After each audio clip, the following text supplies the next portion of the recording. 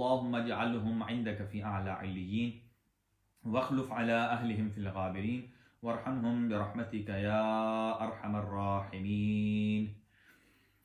ناظرین محترم، آپ کی خدمت میں درس تفسیر قرآن کے حوالے سے آج ہمارا جو موضوع گفتگو رہے گا، آج انشاءاللہ ہم قرآن مجید سے انشاءاللہ امراض قلب اور اس کا علاج جو ہے وہ تلاش کریں گے کہ دل کی کون کون سی بیماریاں ہیں اور ان کا علاج کون کون سا ہے۔ البتہ بہت ساری بیماریاں ہیں کہ جن کو قرآن مجید نے بیان کیا ہے کہ دل کو کون کون سی بیماری لگ سکتی ہے۔ ادروائز تو جہاں بھی دل کا ہاسپٹل ہوتا ہے، یہاں کہیں تو اکثر و بیشتر جو ہارٹس کے ہاسپٹل ہوتے ہیں ان پہ لکھا ہوتا ہے ہارٹس انٹرنیشنل، یعنی کہ جس میں دل کا علاج کیا جاتا ہے اور انٹرنیشنلی طور پر، اور ان کے اوپر یہ اگر مسلمان ملک ہے تو اس کے اوپر ایک آیت لکھی ہوتی ہے وَإِذَا مَرِضْتُ فَهُوَ يَشْفِينِ، یعنی جب بھی میں مریض ہوتا ہوں تو مجھے شفا اللہ پروردگار عالم کی ذات عطا کرتی ہے۔ یعنی جب بھی ہم مریض ہوتے ہیں شفا اللہ دیتا ہے۔ یہ مکتب اہل بیت اور عالم اسلام اس بات کا معتقد ہے کہ اصل میں شفا اللہ پروردگار عالم کی ذات دیتی ہے۔ جب اللہ اذن شفا دیتا ہے تب وہ شے شفا عطا کرتی ہے، البتہ جب بھی کسی چیز کے اندر آپ کوئی ٹیبلٹ لیتے ہیں، کوئی دوائی لیتے ہیں، یا کوئی اور میڈیسن لیتے ہیں، یا کوئی اور جڑی بوٹیوں کا ٹوٹکا استعمال کرتے ہیں، اگر آپ کو اس سے آفاقہ آ جاتا ہے تو اس کو ہرگز یہ مت سمجھیے کہ مجھے شفا دینے والی یہ دوا ہے، مجھے شفا دینے والی یہ جڑی بوٹی ہے، بلکہ یوں عقیدہ رکھیے کہ مجھے جس چیز نے شفا دی ہے اللہ نے اس میں شفا رکھی ہے، اور وہ اللہ کے اذن سے میں شفا یاب ہوا ہوں۔ انشاءاللہ آج امراض قلب قرآن مجید سے، اگرچہ یہ انتہائی مشکل سبجیکٹ ہے، اور اس میں دیکھیں گے کہ آج کل کے حالات کے حساب سے اور آج کل 2020 میں جو ہمارے حالات چل رہے ہیں ان میں ہمارے دل کے امراض کون کون سے ہیں اور ان کا علاج کون سا ہے۔ البتہ ہمارا وہ علاج نہیں ہے کہ جو ایک صاحب مختلف سوشل میڈیا پر آتے ہیں، مختلف ٹی وی پروگرام میں آتے ہیں، وہ کہتے ہیں میں نے اتنی صفحوں کی کتاب لکھ دی ہے، اس میں میں نے کورونا وائرس کا علاج لکھ دیا ہے لیکن میں کسی کو بتاؤں گا نہیں۔ تو اس حکمت کا کیا فائدہ کہ جو کسی کے کام نہ آئے؟ اس کا مطلب یہ ہے کہ پھر وہ آپ کے پاس حکمت نہیں ہے، صرف بلند و بالا دعوے ہیں، جبکہ قرآن مجید نے آج سے 1400 سال پہلے، 1400 سال تو نزول قرآن کی بات کر رہا ہوں، تو قرآن گزشتہ ہر کتاب کی تصدیق کرنے والا ہے۔ جو تورات میں ہے قرآن اس کی تصدیق کرتا ہے، جو زبور میں ہے قرآن اس کی تصدیق کرتا ہے، جو انجیل میں ہے قرآن اس کی تصدیق کرتا ہے۔ لہٰذا آغاز انسانیت ہی میں گویا میں یہ کہوں تو یہ بجا ہوگا کہ اللہ نے بتا دیا کہ امراض کیا ہیں اور ان کا علاج کیا ہے، اور ایون یوں عرض کروں کہ اللہ نے علاج پہلے بھیجا ہے اور بیماریاں بعد میں بھیجی ہیں۔ یعنی اس دنیا میں انسان بعد میں آیا، زمین اور کائنات اور دنیا کو، زمین آسمان کو اللہ نے پہلے خلق کیا، جتنے بھی ہر قسم کی ادویاجات جو سورس ہیں جہاں سے لی جاتی ہے وہ چیزیں پہلے خلق کی، اس کے بعد اولاد آدم کو خلق کیا گیا، حضرت آدم علیہ السلام کو خلقت زمین و آسمان کے بعد۔ تو علاج پہلے ہے اور بیماری بعد میں ہے۔ اب ہم نے دیکھنا ہے کہ کتنی بیماریاں ہیں دل کی اور اس کے علاج کتنے ہیں۔ تو لیجئے قرآن حکیم 22 قسم کے دل کے امراض کو بیان کرتا ہے۔ انشاءاللہ آہستہ آہستہ ہم چلیں گے اور 1 to 1 ان پر ڈسکس کریں گے۔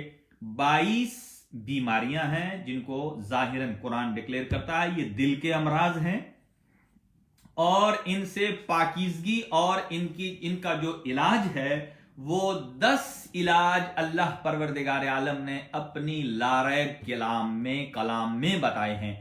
یعنی بیماریاں بھی ڈائگنوز، ان کے سمٹمز بھی پتہ چل گئے، اور ان کا علاج بھی قرآن میں موجود ہے۔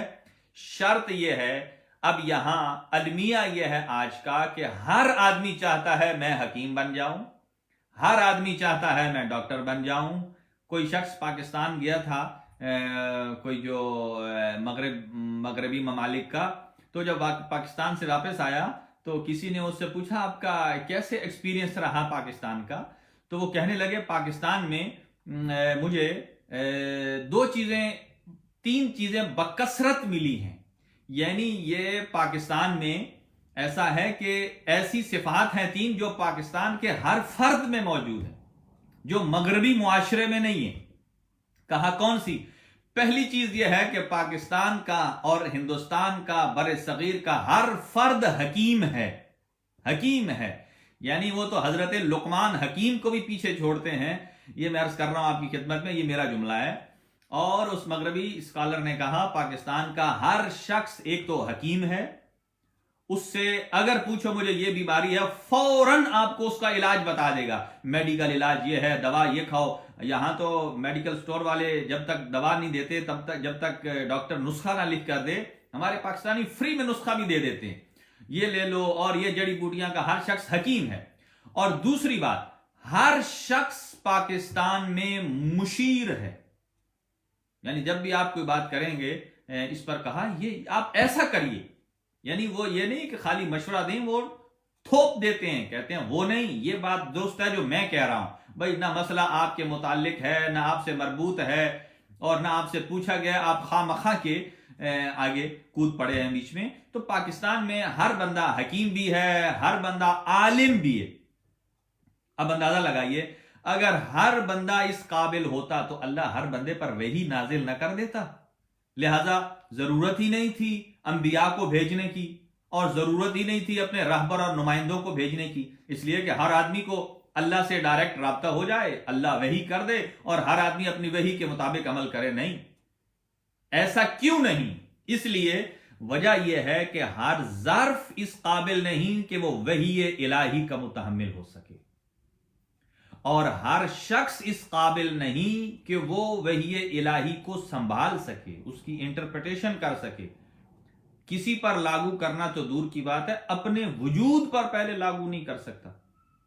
اگر کسی پر وحی نازل ہو جائے تو وہ تو پھولے سے سماتا نہیں ہے، لہذا ہر شخص، تو قرآن نے 22 امراض قلب کو ڈکلیئر کیا ہے اور 10 علاج کیے ہیں، کہا کہ یہ بیماری ہے یہ اس کا علاج ہے، یہ بیماری ہے یہ اس کا علاج ہے، یہ بیماری ہے یہ اس کا علاج ہے، اور لہٰذا قرآن حکیم میں سے ہم ایک ایک کر کے ان بیماریوں کو شروع کریں گے۔ البتہ آج اس کو ہم جو دعا افتتاح کا پیراگراف ہم ترجمہ کرتے ہیں اس کو انشاءاللہ آج رہنے دیتے ہیں، البتہ 2 سطروں کی کر دیتے ہیں تشریح۔ اس دعا افتتاح میں معصوم ارشاد فرماتے ہیں یہ دعا مانگے، اللہم اظہر بہی دینک، اے اللہ اپنے دین کو ظاہر فرما۔ کیسے؟ وَسُنَّتَ نَبِيِّكَ، اور اپنے نبی کی سنت کو ظاہر فرما، یعنی فرائض الگ سنت الگ، یعنی کہ امین آدمی وہ ہے کہ جو واجبات کو الگ رکھے، مستحبات کو الگ رکھے۔ اب کئی مزاج مستحب کے اتنے عادی ہو چکے ہیں، اب اسے مستحب نہیں اسے واجب سمجھنے لگے ہیں، لہذا اگر وہ چھوٹ جائے تو وہ سمجھتے ہیں کہ ہم سے واجب چھوٹ گیا، اور کئی مزاج ہیں کہ جو واجب ہے اس کو مستحب کا درجہ دینے لگ پڑے، کر لیا تو صحیح ہے، نہ کیا تو کوئی حرج نہیں ہے۔ نہیں، واجب کا درجہ اپنا ہے، مستحب کا درجہ اپنا ہے۔ واجب اللہ جس کام کو کرنے کا حکم دیتا ہے اس میں مصلحت ہوتی ہے، فائدہ ہوتا ہے، اگر فائدہ شدید ہے تو وہ واجب کی منزل تک ہے، اور اگر اس کا فائدہ یعنی کہ ایسا ہے کہ جو اختیاری ہے، اگر لے تو ویل اینڈ گڈ، اگر نہ لے تو نقصان نہیں ہے، ایسی چیز کو مستحب کہا جاتا ہے۔ اور اس کے اپوزٹ اللہ نے جن چیزوں سے روکا ہے اس کے منع کرنے میں بھی ایک فلسفہ ہے، اور وہ کیا ہے کہ اس میں انسانیت کے لیے نقصان ہے۔ اگر نقصان اتنا شدید ہے کہ جس سے انسان کی جان خطرے میں آ سکتی ہے، انسان مر سکتا ہے، انسان کو نقصان شدید ہو سکتا ہے، ایسی چیز سے اللہ نے اجتناب کو واجب قرار دیا ہے اور اس کو انجام دینے کو حرام قرار دیا۔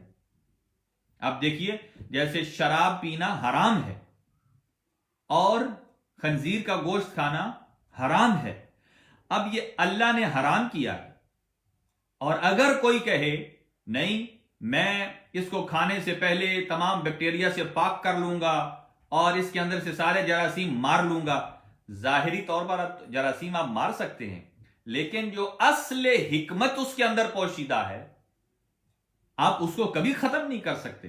اس لیے کہ آپ اور میرا جاننا اور ہے، وہ جو خالق الاشیاء ہے وہ جانتا ہے اس چیز کے اندر اور اس چیز کے داخل میں کیا نقصان ہے اور کیا فائدہ ہے۔ لہذا جو چیز آپ اور ہم بناتے ہیں اس کے اندرون اور بیرون کا ہمیں علم ہوتا ہے، لیکن جس چیز کا خالق رحمان ہے وہ جانتا ہے، جب اس نے کہا ہے حرام ہے۔ اب دیکھ لیجئے، چمگاڈر حرام ہے، مولا متقیان کا ایک پورا عجیب خلقت کے عنوان سے نہج البلاغہ میں اقتباس بھی ہے کہ عجیب الخلقت ہے، اور کوئی کہے کہ اس کا سوپ نکال کر پیے گا، اس کا گوشت کھائے گا، ایک تو شریعت اسلام میں، شریعت مقدسہ اسلام کی توہین ہے، حکم کی عدولی کی ہے، اور جس چیز کو آپ دیکھ نہیں رہے ہیں وہ چیز جانے انجانے میں آپ کے وجود میں منتقل ہو رہی ہے، جس کو اللہ پروردگار عالم نے روکا ہے۔ اب دیکھ لیجئے یہ کہاں تک بات درست ہے یا غلط ہے کہ اس کا کنیکشن اگر کرونا وائرس سے جوڑا جائے، بہرحال کچھ اس میں صداقت ہے یا نہیں ہے اس کے بارے علم نہیں ہے۔ فرمایا کہ سنت اور اپنے نبی کی سنت کو ایسے اے اللہ ظاہر فرما، حتی لا یستخفی بشیء من الحق مخافت احد من الخلق، تاکہ مخلوقات میں سے کسی فرد کے لیے بھی کوئی شے حق میں سے پوشیدہ نہ ہو۔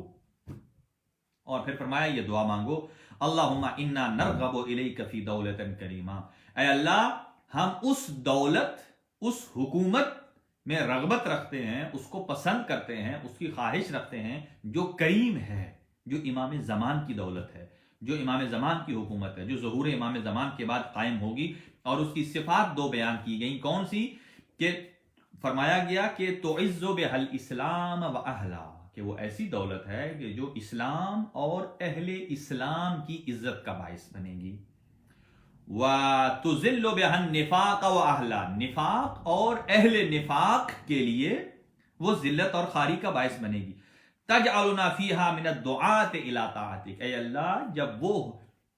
اے اللہ جب وہ حکومت قائم ہو ہمیں اس حکومت تک زندہ رکھ اور اس حکومت کو اپنی آنکھوں سے دکھا، اور پھر اس حکومت میں اطاعت کرنے کی بھی توفیق عطا فرما، اور وَتَرْزُقُنَا بِهَا کَرَامَةَ الدُّنْيَا وَالْآخِرَةِ، اور یہ جو کرامت ہے امام زمان کی معیت میں، ان کی رعیت میں، ان کی اطاعت میں اور ان کی حکم کی پاسداری کرنے میں، اس کرامت کو ہمیں دنیا میں بھی عطا فرما اور آخرت میں بھی یہ کرامت ہمیں نصیب فرما۔ یہ ایک پیراگراف تھا چھوٹا سا، انشاءاللہ کل اس کے بارے میں پھر مزید گفتگو عرض کریں گے آپ کی خدمت میں۔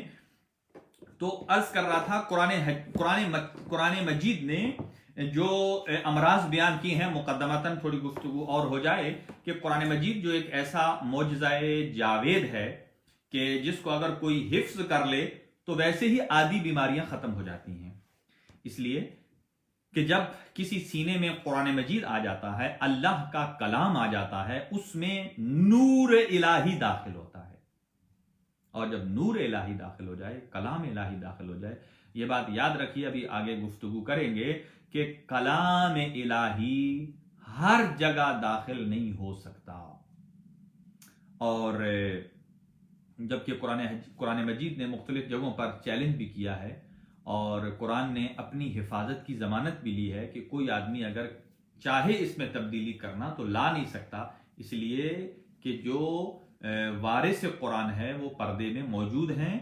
اور یہاں ایک بات عرض کروں آپ کی خدمت میں کہ حفظ قرآن کے حوالے سے بہت سارے لوگوں نے سوال کیا ہے کہ ہماری بڑی خواہش ہے کہ ہم اپنے بچوں کو قرآن مجید حفظ کروائیں، تو ان کے لیے مشورہ ہے کہ وہ چھوٹے چھوٹے سورے جو ہیں उनको पहले याद कराएं। सूरह कुल हुवल्लाह है, सूरह इन्ना आतैना कल कौसर है, सूरह कादर है, सूरह नास है, 4 कुल हैं। ये जब सूरह याद होते हैं और हिफ्स के लिए जब कहा जाता है तो बेहतरीन हाल ये है कि आप 30वां पारा याद करें, क्योंकि उसमें एक से ज्यादा कसीर सूरतें हैं।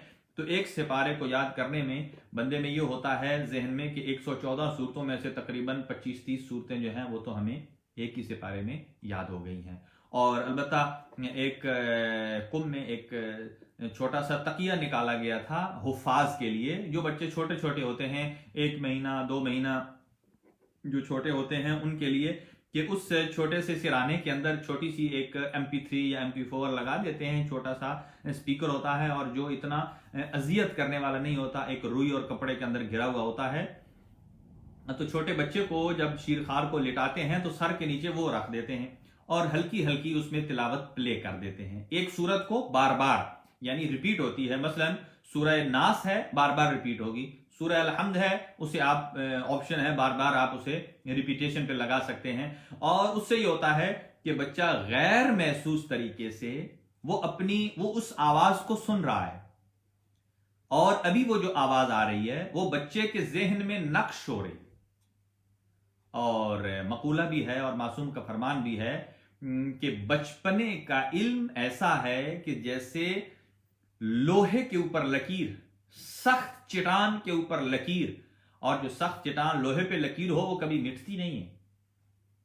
और बुढ़ापे में जो इल्म हासिल करता है वो वैसे ही है कि जैसे रेत के ऊपर लकीर है, थोड़ी सी हवा आई नहीं और उसका वो जो लकीर है वो मिक्सअप हुई नहीं।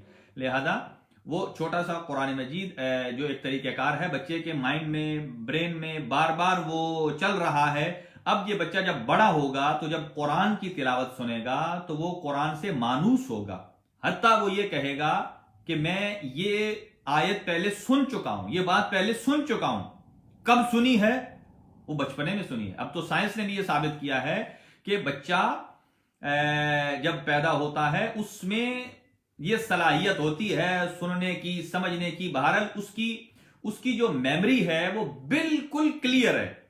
अब जो चीज उसमें आ रही है, अगरचे वो उसे बयान नहीं कर रहा, लेकिन उसके अंदर नक्श हो रही है, उसमें फीड हो रही है, उसमें बिल्कुल बैकअप जा रहा है उसके अंदर। उसकी एक एग्जांपल देता हूं आपकी खिदमत में। अल्लामा हिल्ली अलैहिर्रहमा बहुत बड़े मुजतहिद गुजरे हैं। वो 9 साल की उम्र में मुजतहिद बन गए थे। 9 साल की उम्र में मुजतहिद बनना कहां, मुजतहिद जो पता नहीं 10, 12, 17 उलूम पर जब उसे कमांड हासिल होती है, PhD कर लेता है, फिर इज्तिहाद का दर्जा आता है। आप ये कहेंगे 9 साल का बच्चा, या बाद ने 11 साल लिखा है, आप 11 साल ले लीजिए। 11 साल का बच्चा कैसे मुजतहिद बन सकता है, जिससे उलूम कुरान भी आते हों, उलूम अहादीस को भी जानता हो, इल्म रिजाल को भी जानता हो, फलसफे को जानता हो, मंतिक को जानता हो, नहव को जानता हो, सर्फ को जानता हो, बिदाया और निहाया को जानता हो, और दिरायत को जानता हो, इल्म हदीस जानता हो, और मानी और बयान को जानता हो। कौन कौन से उलूम है 11 साल की उम्र में। हमारे यहां 11 साल का बच्चा कौन सी क्लास में होता है? अगर 2.5 साल की उम्र में यहां हमारे यूरोप में जब स्कूल में दाखिल किया जाता है तो वो वहां प्रेप में जाएगा, नर्सरी में जाएगा, ऐसे करते करते वो मेरे ख्याल से 6 या 6ठी या 5वीं या 6ठी क्लास में होगा। तो 5वीं या 6ठी क्लास का बच्चा कहां मुजतहिद बन सकता है? आप मुझे बताइए। हमारे यहां कुरान हिफ्ज नहीं कर पाते बच्चे, हदीस का दौरा नहीं हो सकता, मुजतहिद कैसे बनेगा? लेकिन एक बात याद रखिए कि कुछ चीजें ऐसी होती हैं जो खानदान में मौरूसी मिलती हैं। मौरूसी यानी बच्चे को कुछ करना नहीं पड़ता। मसलन मैं आपको मिसाल दूं कि अगर कोई पॉलिटिशियन है, अब किसी पॉलिटिशियन का नाम नहीं मैं लेता, कोई भी सियासी घराने का है, फर्द है, सदर है, वजीर आजम है, अगर उसका बेटा सियासत में कदम रखना चाहे तो उसे MPA MNA बनने के लिए कोई जतन नहीं करने पड़ेंगे, इसलिए कि उसकी जो ग्राउंड है, जमीन है, वो आमादा है, उसके बाप ने की है, उसके बाप को लोग जानते हैं। अब उसके बाप और उसने घर में वो तमाम बातें सुनी हुई हैं कि जो वजीर बातें करते हैं, मुशीर करते हैं, हुकूमत की बातें होती हैं। अब इसका जहन शुरू से ही एक सियासी जहन है, और इसके मुकाबले में अगर कोई इनिशियल स्टेज से सियासत शुरू करना चाहे, यूनियन काउंसिल से आए, ऊपर आए, और अभी तक उसका सियासत से कोई लेना देना नहीं था, उसे समझ ही नहीं आएगी मैं कहां जा रहा हूं, किधर जा रहा हूं। उसे बिल्डअप करते करते 60-70 साल लग जाए, इसलिए कि उसको ये चीजें अपनी विरासत में नहीं मिली, उसने बचपने में देखी नहीं है। और जो सदर का, वजीर आजम का बेटा है या किसी एमपीए एमएनए का बेटा है, उसको बचपने में ये चीजें ऑटोमेटिकली मिल जाएंगी। यही वजह है अल्लामा हिल्ली उनके वालिदैन मुजतहिद थे। जिसके मां बाप मुजतहिद हों, गोद में बच्चा हो और बातें जुबान पर, मां बाप की जुबान पर हों, काल रसूलुल्लाह, काल अली इब्न अबी तालिब, काल सादिक अलैहिस्सलाम, काल इमाम ज़मान, जब ये गोद का बच्चा ये रिवायतें सुनेगा तो ऑटोमेटिकली ये बातें उसके जहन में जा रही हैं, और वो उलूम जो मां बाप उसके डिस्कस कर रहे हैं ये आम बच्चों से डिफरेंट है। ये चीजें खुद ब खुद उसे वालिदैन से मिलेगी। लिहाजा इल्मी घराने का तरबियत याफ्ता बंदा और होता है और जाहिल घराने का तालिब इल्म और होता है। बाज चीजें ऐसी हैं कि जो इल्मी घराने का बंदा है उसके नजदीक उसको समझना बिल्कुल ईजी है, लेकिन जो बिल्कुल इल्म से दूर है उसको बहुत एफर्ट करनी पड़ती है, बहुत मेहनत करनी पड़ती है। तो अल्लामा हिली जब थे बिल्कुल 4-5-6 दिन के थे तो उनके मां बाप ने किसी फिक्ही मसले पर डिस्कस किया आपस में। जाहिर है जब इज्तिहाद होता है वो पूरा एक दौरा होता है। दौरे का मतलब यह है कि पूरा एक राउंड होता है कि जब एक मुज्तहिद दर्स देते हैं इज्तिहाद को तो वो बाबे तहारत से शुरू करते हैं, बाबे तहारत से फिर बाबे सलात में जाता है, फिर सौम है, फिर ज़कात है, इस तरह करके इर्स तक, और सारा ये कंप्लीट होता है। तकरीबन इसको 24-25 साल लगते हैं इसको एक पूरे राउंड करते हुए।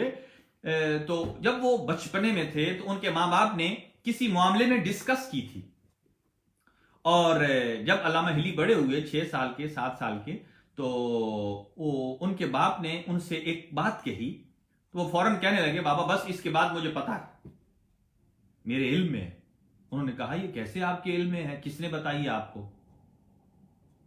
कहा बस ये तो नहीं पता किसने बताई है, लेकिन मुझे पता है ये बात। खैर जब उन्होंने कहा कि बताइए क्या बात है तो उन्होंने वो बात कंप्लीट कर दी।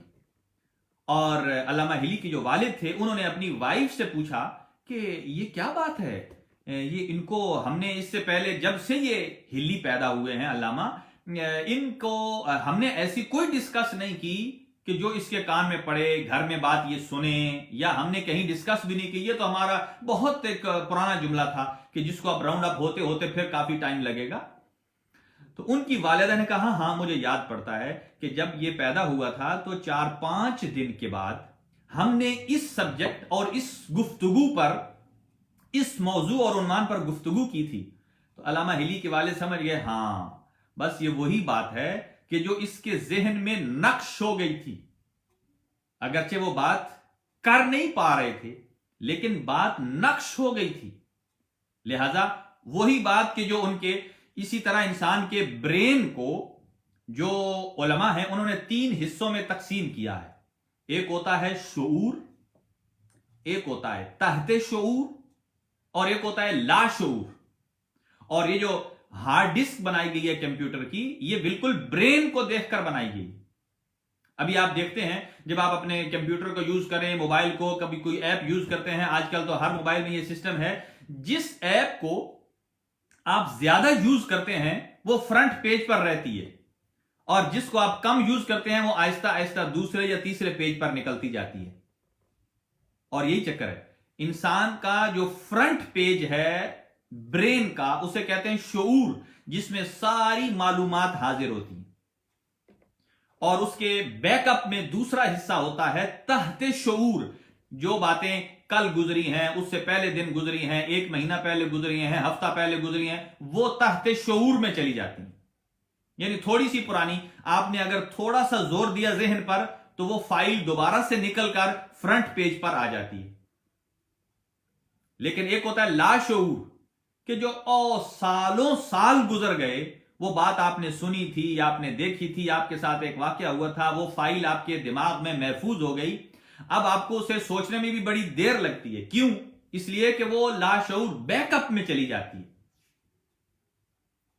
لہذا دماغ کے بھی یہی حصے ہیں اور یہی سلسلہ ہے کہ جو انسان حافظ قرآن ہو جاتا ہے اس کی تمام تر معلومات انسان کے جو فرنٹ پیج ہوتا ہے، شعور کی منزل اس میں رہتی ہے. اگرچہ آج گفتگو تھوڑی سنگین ہو گئی ہے، اور خاص طور سے جب رمضان کا ٹائم ہو اور افطار کا ٹائم قریب آ جائے تو پھر آدمی متحمل نہیں ہوتا کہ اتنی گہری گفتگو ہو اور اتنی زخیم ہو. بہرحال بہت بہت نوازش آپ حضرات کی، آپ کے کومنٹس آ رہے ہیں اور مجھے اندازہ ہو رہا ہے کہ یہ بات پہنچ رہی ہے. بس ایگزامپل دے رہا ہوں کہ اپنے بچوں کو حافظ قرآن بنائیے. چلیں اب وہ سر کے نیچے سرہانہ رکھنے والی منزل تو گزر گئی، اب کیا کریں؟ اس لیے کہ اب دوبارہ تو چھوٹا ہو نہیں سکتا بچہ کہ سر کے نیچے تلاوت رکھیں قرآن کے، یا جیسے ہی بچہ سوئے تو آپ ہلکی سی ایک چلا دیں، تلاوت چلا دیجئے. اس سے یہ ہوگا کہ بچے کو بجائے یہ کہ آپ اپنی زبان میں لوری دیتے رہیں گے، سو جا بچہ سو جا، اس سے بہتر ہے کہ قرآن کی لوری پر وہ آمادہ ہو جائے. جب قرآن کی لوری پر آمادہ ہو جائے گا تو پھر اسے سونے میں بھی لطف آئے گا، اور جتنی دیر سوئے گا اس کے مائنڈ میں وہ بالکل تلاوت قرآن مجید چلتی رہے گی. اب وہ تلاوت قرآن مجید کو انوکھا محسوس نہیں کرے گا. اب ہمارے ہاں یورپ میں جو بچے ہیں اکثر ان کا اعتراض یہ ہوتا ہے، آغا صاحب ہم فرینچ بولتے ہیں، نیدرلینڈ بولتے ہیں، ڈچ ہے اور جو دیگر لینگویجز ہیں، ہم قرآن کو کیسے سیکھیں؟ وہ ہماری زبان پر آتا نہیں. اس لیے اگر ہم جتنی اپنی یہاں کی لینگویج کو، فرینچ کو، ڈچ کو، نیدرلینڈز کو جتنا ہم زیادہ سنتے ہیں، اگر اتنا زیادہ قرآن کو ہم سنیں تو وہ بھی ہماری زبان پر جاری ہو جائے گا. لیکن ہم قرآن کو کتنا سنتے ہیں کہ بس 10 منٹ قرآن پڑھ لو، وہ خالی پڑھ لیتے ہیں، سنتے نہیں ہیں. بہترین تلاوت کا ذریعہ یہ ہے کہ قرآن کو کثرت سے سنا جائے. یہ جو لوگ لینگویج کا کورس کرتے ہیں، لینگویجز کا پہلا سکل ہی لسننگ ہے. پہلا لسننگ ہے. سپوکن تو بہت بعد کی بات آتی ہے، اور رائٹنگ پہلے آپ لسننگ ہے، سنیے قرآن کو سنیے. اب ہم بچے ہمارے قرآن مجید پڑھ جاتے ہیں، لیکن وہ جو اصل میں لہجہ قرآن ہے وہ کیوں نہیں ڈیولپ ہو رہا؟ ہم پڑھتے ہیں بسم اللہ الرحمن الرحیم، وہ جناب ہا کہیں اور جا رہی ہے، میم کہیں اور جا رہی ہے، سین کہیں اور جا رہی ہے. جیسے پراپر لینگویج ہے قرآن مجید کی. یہاں دو باتیں عرض کر دوں، یہاں ایک ہے قاری اور ایک ہے ذاکر کی ٹون. قاری قرآن کی ٹون الگ ہے، اور ذاکر اہل بیت کی جو وہ قصیدہ پڑھتے ہیں یا جو مسائب پڑھتے ہیں اس میں درد بھری آواز کی ٹون اور ہے. تو ہمارے ہاں دونوں چیزوں کو مکس کر دیا گیا ہے. جو مسائب کی ٹون تھی، آواز تھی، اسی میں ہم پڑھتے ہیں قرآن مجید کو، اور اس کا نتیجہ یہ نکلتا ہے کہ لفظ اور ورڈ عربی کے ہوتے ہیں، اور ہمارا اس کا لہجہ پنجابی کا ہو جاتا ہے، سرائکی کا ہو جاتا ہے، دیگر زبان کا ہو جاتا ہے. لہذا قرآن مجید کی تلاوت کو اصل قاری قرآن سے سنا جائے، اور جو مسائب سننا چاہتا ہے وہ مسائب کی ٹون سنے، اور اس کا جو لب و لہجہ ہے وہ الگ لب و لہجہ ہے. لہذا جیسے آپ دیکھیں حمد کا لہجہ الگ، نعت شریف کا لہجہ الگ، فضائل قصیدہ الگ، مسائب الگ. جب سارے الگ الگ ہیں تو قرآن مجید کا ایک الفاظ، جیسے الفاظ قرآن معجزہ ہیں ایسے ہی معنی قرآن بھی معجزہ ہیں. اگر ہم قرآن مجید کو اس انداز سے پڑھیں جو قرآن کا حق ہے، تجوید کے ساتھ، قرات کے ساتھ، اور انشاءاللہ آہستہ آہستہ ہم کوشش ایک دورہ پہلے کیا تھا تجوید کا، اور انشاءاللہ پھر دوبارہ سے ہم، اور اس میں کوئی عمر کی قید نہیں ہے. لہٰذا اگر اپنے بچوں کو آپ حافظ بنانا چاہتے ہیں، بہت بڑی برکت الہی ہے. اور یہ تو اب اعتراض ختم ہو گیا. پہلے لوگ کہتے تھے کہ اہل تشیع میں حافظ نہیں ہوتے، ابھی بڑے حفاظ ہیں، اور خود پاکستان کے اندر بہت بڑے بڑے انسٹیٹیوٹ ہیں، خاص طور سے شیخ محسن علی نجفی صاحب، اور ابھی حال ہی میں حجت الاسلام والمسلمین جناب قاضی غلام مرتضیٰ صاحب کا انتقال ہوا ہے، ان کا دارالحفاظ ہے. اور وہ صرف قرآن کو رٹا نہیں لگاتے بلکہ وہ قرآن کو، جیسے ہم تفسیر موضوعی بیان کر رہے ہیں، یعنی ہر موضوع کی آیات، نماز کی آیات قرآن میں کتنی ہیں، روزے کی آیات قرآن میں کتنی ہیں، حج کی آیات قرآن میں کون کون سی ہیں، موضوعی کے اعتبار سے یعنی پوری قرآن کی ایک انڈیکس یاد کرا دیتے ہیں بچے کو۔ ایک ہوتا ہے مثلا آپ شروع سے لے کر اس کو پڑھ دیتے ہیں، یہاں سے لے کر یہاں تک پڑھو، لیکن وہ اس انداز سے حفظ کراتے ہیں کہ اب تو تمام مسالک اس بات کو مانتے ہیں کہ اگر حافظ کے ساتھ ساتھ عالم قرآن بھی کسی مسلک کا کوئی بچہ ہے تو وہ مکتب تشیع کا ہے۔ اور وجہ کیا ہے؟ کیونکہ ہم ہی اہل قرآن ہیں، اس لیے کہ قرآن ناطق بھی ہمارے پاس ہے، قرآن صامت بھی ہمارے پاس ہے، اس لیے کہ قرآن صامت کی انٹرپریٹیشن ہی قرآن ناطق کرتا ہے۔ لہذا ابتدائی طور پر قرآن مجید کو اپنے بچوں کو یاد کرانے کے لیے اس کو اپنے گھر میں ایک مخصوص وقت رکھیے، اگر بچے فارغ ہوں تو آپ اس کو پلے کر دیجئے، قرآن کی تلاوت چلتی رہے، بھلے وہ سنے یا نہ سنے، اگرچہ بچہ وہ گیم کھیل رہا ہے، کسی اور طرف چل رہا ہے، لیکن وہ اس کے بیک اپ میں جا رہی ہے، کان کے ذریعے سے وہ آواز، جیسا کہ آپ ہر چیز کی ایک الگ دماغ فائل کریٹ کرتا ہے، جیسا کہ آپ اپنے کمپیوٹر میں کرتے ہیں، ہر فائل کو الگ نام دیتے ہیں، جیسا کھانے پینے کی چیزیں ہیں، ایک آدمی اگر اورنج کا جوس ٹیسٹ کرتا ہے تو اس کی الگ دماغ میں ایک فائل بن جاتی ہے، اور بنان کا ٹیسٹ کرے گا اس کی فائل الگ ہے۔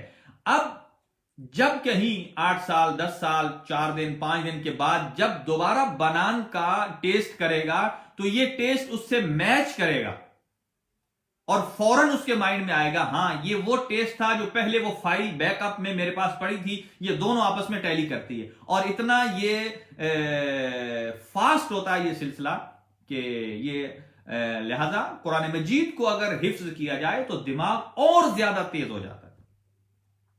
بہرحال خداوند عالم، اور یہ قرآن مجید کا بہت بڑا چیلنج ہے کہ قرآن کہتا ہے کہ اگر کوئی اس قرآن مجید کے مقابل میں لانا چاہتا ہے تو قرآن کہتا ہے اس کے مقابل میں تم قرآن بھی نہیں لا سکتے، اگر سچے ہو تو پورا قرآن لے آؤ، اور اگر یہ نہیں کر سکتے تو اس کے مقابلے میں 10 سورتیں لے آؤ۔ کہا وہ بھی نہیں لا سکتے، کہا اس کے بدلے میں 1 سورت لے آؤ، وہ بھی نہیں لا سکتے، کہا کہ اس کے بدلے میں 1 آیت لے آؤ۔ اتنا بڑا چیلنج قرآن مجید کا، تو کون ہے جو اس قرآن کو، ایک جگہ قرآن کہتا ہے کہ یأتوا بمثل هذا القرآن لا یأتون بمثلہ ولو کان بعضهم لبعض ظہیرا، کہ اگر آپ ایک دوسرے کے مددگار بھی ہو جائیں تو پھر بھی اس قرآن کے مقابل میں دوسرا قرآن نہیں لا سکتے۔ اور پھر کہا کہ اگر نہیں لا سکتے پورا 10 سورتیں لے آؤ، 10 نہیں لا سکتے تو 1 سورہ لے آؤ، اور 1 سورہ بھی نہیں لا سکتے تو 1 آیت لے آؤ۔ لہذا یہ اعجاز قرآن ہے، قرآن کا معجزہ ہے، اور قرآن کا کمال یہ ہے کہ اس میں کوئی کسی قسم کا اختلاف نہیں ہے۔ ایک مقام پر قرآن کہتا ہے افلا یتدبرون القرآن، آپ قرآن میں غور و فکر کیوں نہیں کرتے؟ وَلَوْ كَانَ مِنْ عِنْدِ غَيْرِ اللَّهِ، اگر یہ قرآن اللہ کے علاوہ کسی اور کی طرف سے آتا تو لَوَجَدُوهُ فِيهِ اخْتِلَافًا كَثِيرًا، تو اس میں بہت زیادہ اختلاف ہونا تھا۔ تو اس میں اختلاف نہ ہونے کا سبب کیا ہے کہ یہ اللہ کی طرف سے ہے، کیونکہ اللہ نہیں چاہتا کہ بندوں کو آپس میں لڑائے، اس لیے کہ سارے ادیان اللہ کی طرف سے ہیں، یہ اللہ نے سارے انبیاء کا بندوبست کیا ہے، آسمانی کتابوں کا بندوبست کیا ہے، یہ لڑانے کے لیے نہیں، یہ انسانوں کی ہدایت کے لیے کیا، اور ہدایت کے لیے۔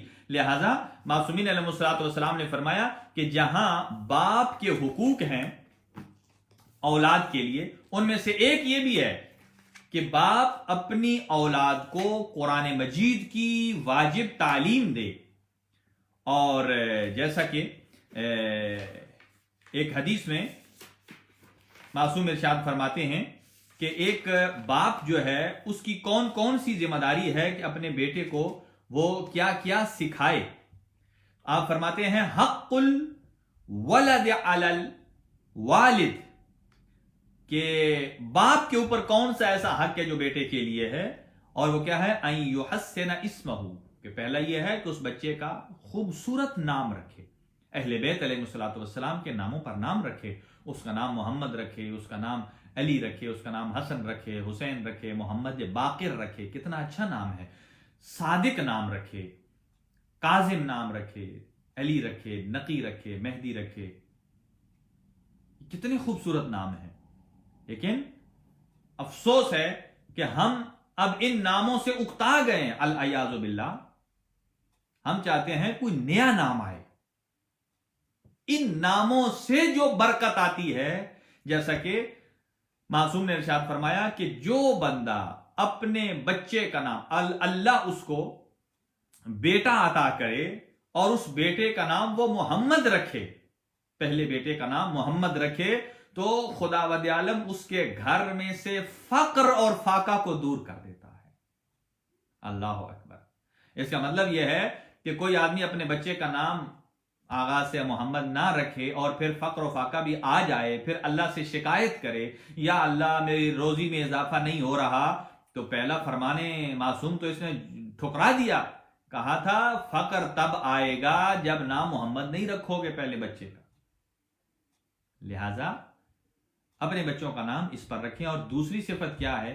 وَأَن يُعَلِّمَهُ الْقُرْآنَ، کہ باپ پر واجب ہے، لازم ہے، حقوق میں سے ہے اپنے بچے کو قرآن مجید کی تعلیم دے۔ اور پھر اذا ادرک یزوجہ، جب اس کا ایک مقام آ جائے، جب وہ اس لائق ہو جائے، تو اس کو رشتہ ازدواج سے منسلک کرنا یہ ماں باپ کے لیے فرض ہے اور ضروری ہے۔ اور ایسے ہی افسوس یہ ہے کہ کئی افراد سوال کرتے ہیں آغا صاحب ہم اپنے بچوں کے ساتھ کس حد تک محبت کریں؟ تو ناظرین محترم، سامعین محترم، اپنی اولاد کے ساتھ محبت کی کوئی قید نہیں ہے۔ ظاہر ہے اولاد کے ساتھ ماں باپ اتنی محبت کرتے ہیں کہ وہ اپنے دل و جان سے انہیں عزیز تر سمجھتے ہیں، ان کے لیے اپنا تن من دھن لگا دیتے ہیں، اچھی سے اچھی چیز خود کو نہ ملے ان کو دے دیتے ہیں۔ لیکن ایک بات یاد رکھیے، امام صادق علیہ السلام فرماتے ہیں ان اللہ عز وجل، اللہ پروردگار عالم، لیرحم العبد، اللہ کسی بندے پر رحم کرتا ہے، لشدت حبہ لولدہ، جو اپنی اولاد کے ساتھ جتنی زیادہ محبت کرے گا اللہ اتنا زیادہ اس کے اوپر رحم نازل کرتا، رحمت نازل کرتا ہے۔ اور ایک اور بات سنیے حدیث رسول سے پہلے کہ مولا کائنات ارشاد فرماتے ہیں من قبل ولدہ کان لہ حسنۃ، کہ جو آدمی اپنے بیٹے کو، اپنے بچے کو کیا کرتا ہے؟ بوسہ دیتا ہے، پیار سے پیار کرتا ہے اس کو، تو اللہ پروردگار عالم اسے ایک نیکی عطا کرتا ہے، حسنہ عطا کرتا ہے۔ تو ایسے ہی قال رجل، ایک شخص آیا جو لرسول صلی اللہ علیہ وآلہ وسلم کی خدمت میں، اور آ کر کہتا ہے حضور نے جب ایک مرتبہ اپنی اولاد کی تربیت کے لیے بتایا کہ اپنے بچوں کو یہ بتاؤ یہ بتاؤ، پھر کہا باپ کے لیے ضروری ہے کہ وہ اپنے بچوں کے ساتھ اسے پیار کرے، تو وہ عرب تھا، کہنے لگا ما قبلت صبیا قط، یا رسول اللہ میں نے تو اپنے بچے کو کبھی پیار کیا ہی نہیں، اپنے بچے کو میں نے بوسہ دیا ہی کبھی نہیں ہے۔ فلما ولیا، یہ جملہ کہہ کر جب وہ جا رہا تھا، ولیہ کا معنی ہوتا ہے پچھلے پیروں جانا، یعنی جب وہ جیسے آیا تھا واپسی پہ جب پلٹ رہا تھا، تو قالا رسول اللہ صلی اللہ علیہ وآلہ وسلم، رسول پاک نے اس شخص کو دیکھا اور جو اصحاب موجود تھے ان کو خطاب کر کے کہا ھذا رجل عندی، یہ شخص جو ابھی آیا ہے، انہ من اہل النار، یہ جہنمی ہے، یہ جہنمی ہے میرے نزدیک، یعنی حضور سرور کائنات فرماتے ہیں میرے نزدیک یہ شخص جہنمی ہے۔ اب مجھے بتائیے، گھر وہ نماز پڑھتا ہو، روزے رکھتا ہو، صدقہ و خیرات کرتا ہو، حضور سرور کائنات جب فرماتے ہیں میرے نزدیک جہنمی ہے، تو کیا وہ جنت میں جائے گا؟ قطعاً نہیں جائے گا۔ کیوں؟ اس لیے کہ اپنی اولاد سے محبت نہیں کر رہا۔ औलाद से मोहब्बत जरूरी है। और फिर सिर्फ प्यार की हद तक नहीं, आपने इरशाद फरमाया, काला रसूलुल्लाह सल्लल्लाहु अलैहि वसल्लम इरशाद फरमाते हैं, मन काना इंदहू सबियुन, जिस आदमी को अल्लाह ने बच्चा अता किया है, फल यतसाब लहू, उसे चाहिए कि वो उसके साथ खेले, बच्चे के साथ बच्चा बन जाए। ये हजरत मोहम्मद मुस्तफ़ा सल्लल्लाहु अलैहि वसल्लम की बहुत सारी मिसालें तारीख में आपको मिल जाएंगी कि हसनैन शरीफैन के साथ खेलते थे। जैसे हजरत हबीब इब्ने मज़ाहिर की मिसाल है, एक दफा वो जा रहे थे और इमाम हुसैन अलैहिस्सलाम की कदमों की खाक को उन्होंने उठाया, अपनी आंखों के साथ लगाया, हुजूर सरवर कायनात है, और फौरन उन्होंने क्या किया, उठा लिया हबीब इब्ने मज़ाहिर को और चूमा। और ऐसे ही और बच्चों के साथ। और मारूफ मिसाल है, ईद के दिन जब हुजूर सरवर कायनात के पास शहजादे आए लिबास पहन के, और वो जन्नत का जो लिबास था, कहा नाना बाकी सारे लोग सवारी कर रहे हैं, हमने भी सवारी करनी है। तो आपने क्या किया, मारूफ रिवायत है, कहा कि आप लोगों की सवारी तो होगी, आम लोगों की सवारी होगी, और आप लोगों की सवारी है आपका नाना मोहम्मद मुस्तफ़ा सल्लल्लाहु अलैहि वसल्लम। हुजूर सरवर कायनात खुद सवारी बने। अब आप सोच लीजिए, मैं वो मंजर कशी नहीं कर सकता, आप सोच लीजिए कि हुजूर सरवर कायनात की उम्र मुबारक, शहजादों की उम्र मुबारक, हुजूर कैसे झुके होंगे, बच्चों को सवार किया होगा, और एक शाने पर इमाम हसन अलैहिस्सलाम को, एक इमाम हुसैन अलैहिस्सलाम को, कहा उनकी सवारियों के ऊपर तो वो है मेहार भी होती है। आपने फरमाया मेरी जुल्फों को दो हिस्सों में करो, एक को इमाम हसन के हाथ में दिया, एक को इमाम हुसैन के हाथ में दिया, और कहा कि ये आपकी जुल्फें हैं। ये बात क्या बता रही है कि रसूल खुदा किस हद तक बच्चों के साथ, आप आम बंदा शायद इसे खेल समझे, लेकिन ये मासूम हस्तियां हैं, ये हमें कुछ बता भी रही हैं खेल खेल के अंदर कि बच्चों के साथ कैसे सलूक करना है, अपने बच्चों को खेलना है, उनके साथ मिलना है, और ये सारी बातें करनी है। और यहां एक और बात कर दूं कि कतअन कोई बंदा अपने बच्चों को शाने पर उठाकर ये तौहीन रिसालत ना करे, अपने बच्चों को ना कहे कि मैं तुम्हारे लिए वो मकाम रखता हूं और आप मेरे लिए शहजादों का मकाम रखते हो, नहीं, कतअन नहीं। इसलिए कि जो ऐसा करेगा वो तौहीन रिसालत कर रहा है। शहजादे भी इस दुनिया में सिर्फ हसन और हुसैन है, उनके अलावा कोई उनका हम शक्ल और शबी नहीं है। और हुजूर सरवर कायनात सैयदुल अंबिया हजरत मोहम्मद मुस्तफ़ा सल्लल्लाहु अलैहि वसल्लम की जात बाबरकत है। कोई हमारे और उनमें फर्क यह है, आप किसी को सवार कर ले, अगर जुल्फे लंबी रख कर देख तो लें, एक बच्चे को एक को पकड़ाएं, दूसरे को पकड़ाएं, वो देख लें क्या करते हैं आपकी जुल्फों के साथ। एक इधर खींचेगा मुझे ये चाहिए, दूसरे का खींचेगा मुझे ये चाहिए। उनका माइंड सेट में जो स्टोरी चल रही होगी, एक की और है, दूसरे की और है। लेकिन हसनैन में ये फर्क है और आम दुनिया में कि जिस तरफ इमाम हसन खींचते हैं किया, उसी तरफ इमाम हुसैन की मर्जी चली जाती है, और जिस तरफ इमाम हुसैन की मर्जी जाती है उसी तरफ इमाम हसन मुजतबा की मर्जी चली जाती है। इसीलिए हुजूर ने फरमाया अल हसन वल हुसैन इमामान कामा औ कादा, ये दोनों इमाम हैं, दोनों अगर क़याम करें तो भी एक मिजाज के हैं, दोनों खुरूज करें, दोनों जिदाल जंग की तरफ जाएं तो दोनों एक ही मिजाज के हैं। लिहाजा बच्चों के साथ खेलना, और ये वालिदैन के हुकूक में से एक चीज है। अगरचे मैंने अमराज कल्ब को इसलिए नहीं छेड़ा कि चूंकि वो एक तवील मौजू है, और इंशाअल्लाह कल तो हजरत इमाम हसन मुजतबा अलैहिस्सलातु वस्सलाम के फदाइल और उनके मनाक़िब आपकी खिदमत में पेश किए जाएंगे नज़र कुरान और अहले बैत। तो इंशाअल्लाह उसके बाद से अमराज कल्ब और उनका कुरानी इलाज आपकी खिदमत में पेश किया जाएगा। लेकिन एक रिवायत आपकी खिदमत में पेश करके और इंशाअल्लाह इसे तमाम करूंगा।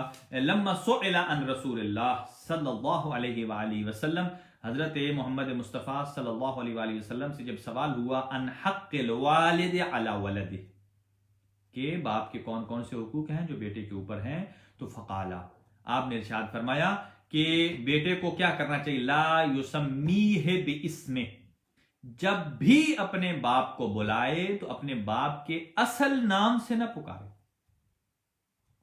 मसलन अगर बाप का नाम मोहम्मद है और बेटा अपने बाप को बाबा कहकर पुकारे, कुछ और कहकर पुकारे, लेकिन आजकल यानी आप यूं समझ लीजिए बेमुरव्वती का यह आलम है कि बाज़ जगहों पर औलाद अपनी बाप को नाम लेकर, जैसे अपने दोस्त का नाम लेकर पुकारा जाता है। इस्लामी तालीमात यह हैं कि रसूलुल्लाह फरमाते हैं कि अपने बाप को कभी उनके असल नाम से मत पुकारिए, इसलिए कि यह तौहीन है। तौहीन के जुमरे, अदब के जुमरे में नहीं आता। अदब यह है कि बगैर नाम के पुकारा जाए। वला यमशी, पहली बात थी। दूसरी बात, वला यमशी बैना यदैहि है, और जब दोनों रास्ता चल रहे हो, बाप भी हो बेटा भी हो, तो बेटे को बाप से कदम आगे नहीं रखने चाहिए। बाप के कदम आगे आगे होने चाहिए और बेटे के कदम पीछे होने चाहिए। और हत्ता के रिवायात में ये वारिद हुआ है कि अगर किसी की दाढ़ी में एक सफेद बाल भी आ जाए तो उससे भी आगे कदम रखना बेअदबी शुमार होता है। उसके लिए अदब यह है कि उसको मुकद्दम रखा जाए। ये तो बात थी आम बंदे की। एक बात चलें अभी अभी याद आई है हजरत अब्दुल मुत्तलिब अलैहिस्सलातु वस्सलाम की, कि हजरत अब्दुल मुत्तलिब अलैहिस्सलाम इस चीज को, रिवायत को दर्ज किया है अल्लामा मुफ्ती जाफर हुसैन साहब ने अपनी किताब अमीरुल मोमिनीन के नाम से, सीरत अमीरुल मोमिनीन के नाम से। और वो उसमें लिखते हैं कि हजरत अब्दुल मुत्तलिब अलैहिस्सलाम जब 120 साल के थे और वो खाना काबा का तवाफ कर रहे थे।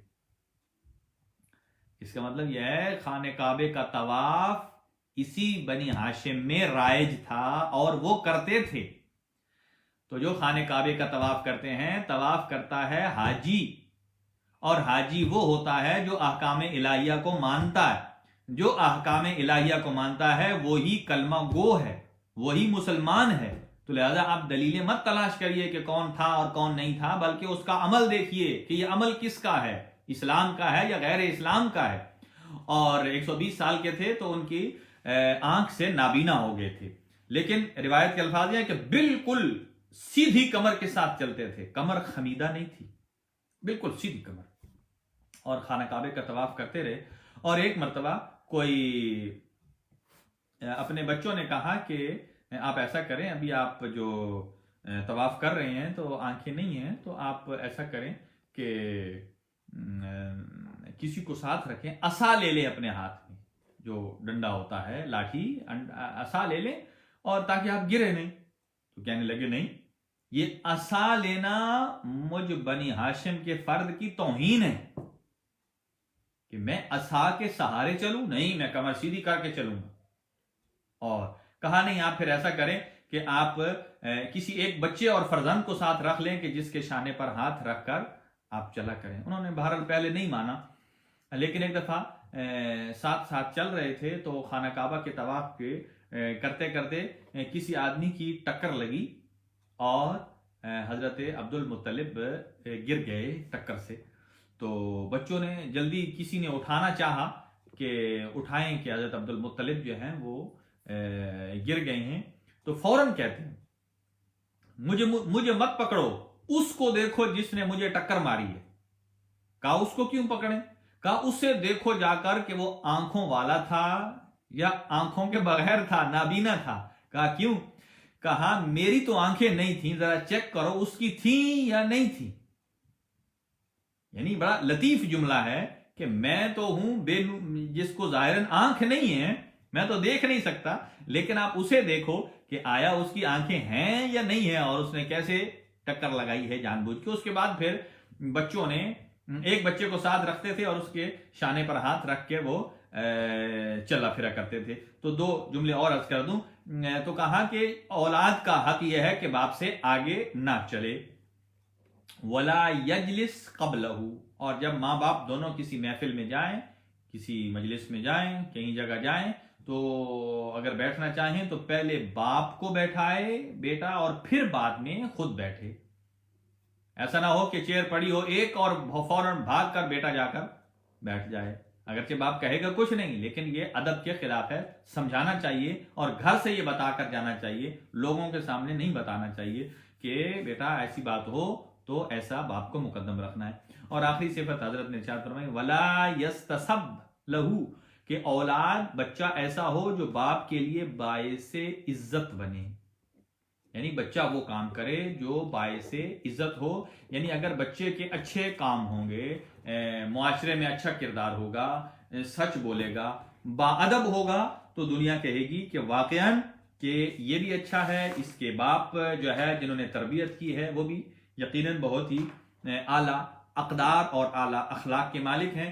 دعا ہے خداوند عالم بحق محمد و اہل بیت محمد ہمیں دین مبین اسلام پر عمل پیرا ہونے کی توفیق عطا فرما، اور قرآن مجید کو پڑھنے، اسے سمجھنے اور اس پر عمل پیرا ہونے کی توفیق عطا فرما، اور جس حد تک ممکن ہو اپنے بچوں کو قرآن مجید اگر پورا حفظ نہ کرا سکیں تو اس کی کچھ سورے ضرور حفظ کرانے چاہیے، اور پروردگار اس نور قلوبنا بالقرآن، قرآن مجید کے نور کے ساتھ ہمارے قلوب کو منور فرما، اور جن جن اشخاص نے درخواست دعا کی ہے ان سب کی دعاؤں کو مستجاب فرما، اور خاص طور سے رضوان روجی صاحب کے والدین کی مغفرت فرما، ان کے فیملی کے سارے مرحومین کے گناہ معاف فرما، ان کے اور ان کی اہلیہ اور بچے سب کو اپنی حفظ و امان میں رکھ۔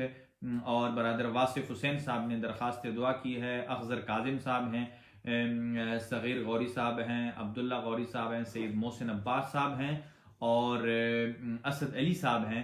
خداوند عالم ان کی توفیقات خیر میں اضافہ فرمائے، جملہ حاجات پوری فرمائے۔ سید علی احمد صاحب ہیں، سید محسن رضا صاحب اٹلی سے ہیں، احمد رضا صاحب بروج سے ہیں، خداوند عالم ان کے والد صاحب کی مغفرت فرمائے، اور ایسے ہی عشرت رضا صاحبہ ہیں، خداوند عالم ان کی تمام خواہشات کو پورا فرمائے اور ان کو محفوظ اور مامون رکھے۔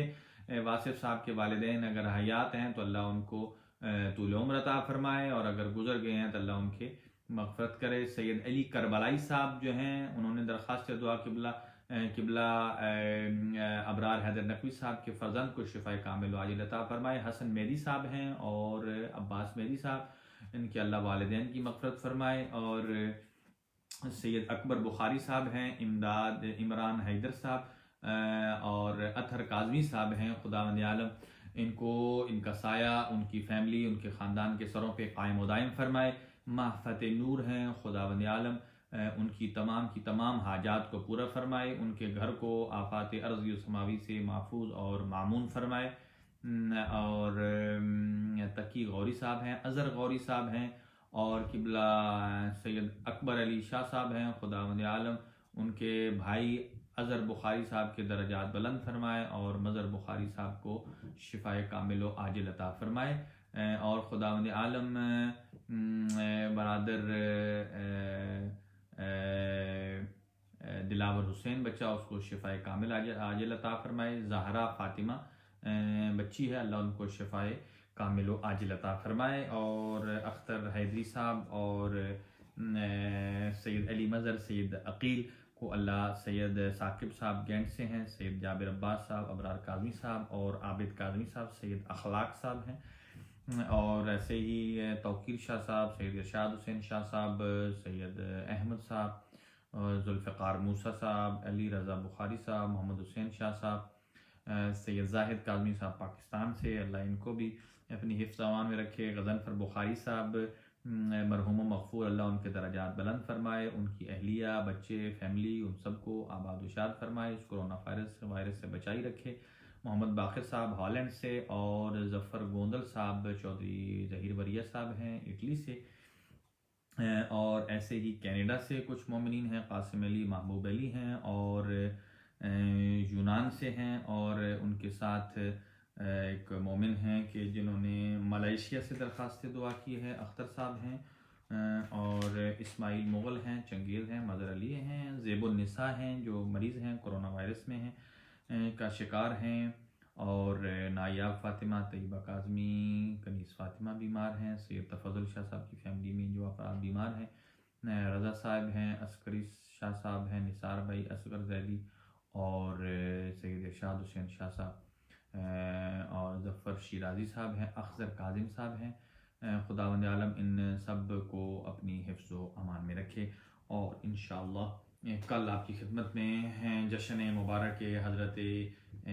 امام حسن مجتبیٰ علیہ الصلاۃ والسلام کے سلسلے میں آپ کی خدمت میں اپنی عرائض پیش کریں گے، اور انشاءاللہ میں امیدوار ہوں کہ خداوند عالم ان ماہ مبارک ماہ سیام کے فضول و برکات سے حصہ کثیر عطا فرمائے، اور انشاءاللہ کچھ فقہی سوال بھی ہیں جو جمع ہو گئے ہیں، کل فرصت ملی تو انشاءاللہ آپ کی خدمت میں پیش کیے جائیں گے۔